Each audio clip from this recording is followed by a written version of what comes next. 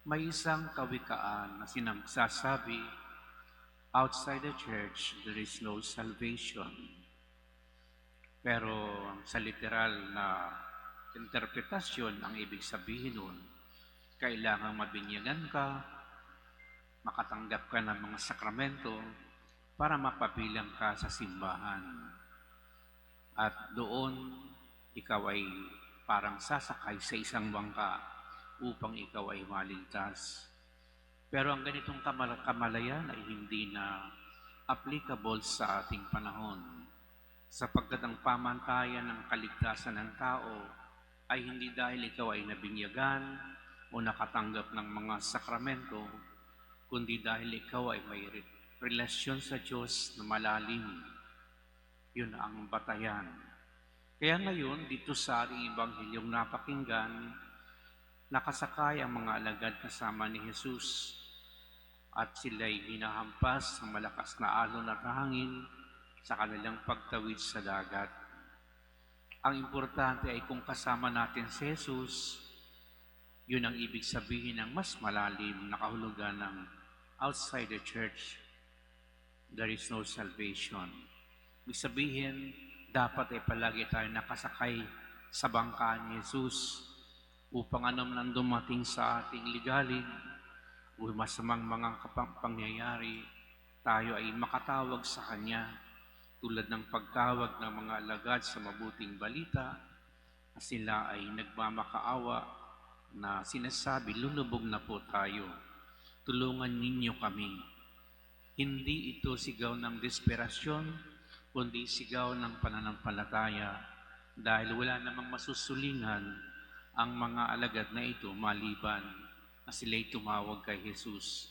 Kaya positibo ang pagtawag na ito at pagsigaw ng mga alagad na nagsasabing, tulungan niyo kami. At ganito rin ang nais iparating ng Diyos sa ating lahat.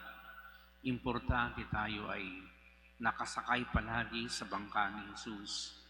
Hindi dahil tayo ay nagsisimba araw-araw o kaya ay tayo naglilingkod sa ngalan ng simbahan na ating kinabibilangan, kundi meron tayong malalim na ugnayan sa Diyos sa Kanyang salita, sapagkat kahit tayo ay wala sa simbahan, sinasabi ng Second Vatican Council, any man of goodwill can be saved.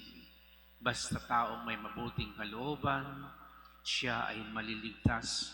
Kahit hindi pa siya binyagan, kahit siya ay Muslim, kahit ano pa, sapagkat yung kamatayan ni Jesucristo ay hindi lamang para sa mga Kristiyano. Ito'y para sa lahat ng tao. Kung kaya, for as long as ang mga tao ay namumuhay ayon sa kanilang konsyensya at mabuti ang kanilang ginagawa, sila ay kasali sa pagliligtas ng Diyos. Kung kaya hindi natin pwedeng husgahan ang ibang mga reliyon sapagkat sila'y gumagawa din ng mabuti, mananampalataya rin sila.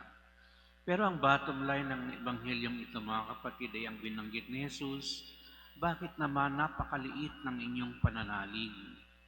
Ang makapagpapaalis ng takot sa atin ay kung tayo ay may malalim na pananampalataya. At ang pananampalataya palagi ay relational. Kaugnayan, pakikipag-ugnayan, pakikipagkaisa kay Jesus.